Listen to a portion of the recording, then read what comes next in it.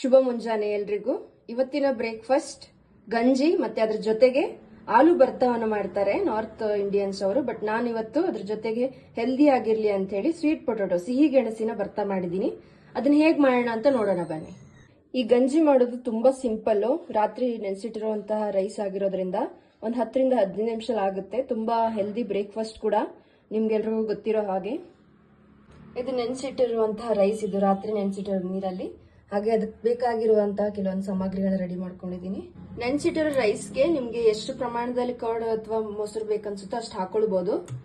ಇದು ನನ್ನ ರುಚಿಗೆ, ಅಂದ್ರೆ ನನಗೆ ಹೇಗ್ ಬೇಕೋ ಹಾಕೊಳ್ತಾ ಇದ್ದೀನಿ. ನಂತರ ರುಚಿಗೆ ತಕ್ಕಷ್ಟು ಉಪ್ಪು ಹಾಕೊಳ್ಳಿ.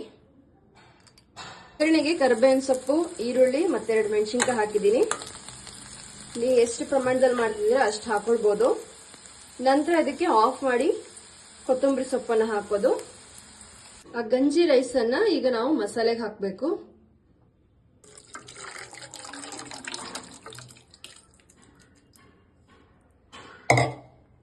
ಇದು ಸಿಹಿ ಗೆಣಸಿನ ಭರ್ತ ಮಾಡಿರುವಂತದ್ದು. ಇದು ಹೇಗ್ ಮಾಡೋದು ಅಂತಂದ್ರೆ, ಒಂದು ಸಣ್ಣ 2 ಸ್ಪೂನಿನ ಎಣ್ಣೆಗೆ 1-2 ಕರಿಬೇವಿನ ಸೊಪ್ಪು ಹಾಕೊಂಡು ಮತ್ತೆ ಈರುಳ್ಳಿ ಹಾಕಿ, ಅದಾದ್ಮೇಲೆ ಒಗ್ಗರಣೆ ಆದ್ಮೇಲೆ ಆ ಒಗ್ಗರಣೆ ಜೊತೆಗೆ ಸ್ವೀಟ್ ಪೊಟೊಟೊ ಸ್ಮ್ಯಾಶ್ ಮಾಡಿ ಮಿಕ್ಸ್ ಮಾಡಿ ಉಂಡೆ ಕಟ್ಕೊಂಡ್ರೆ ಸ್ವೀಟ್ ಪೊಟೊಟೊ ಭರ್ತ ರೆಡಿ ಆಗುತ್ತೆ.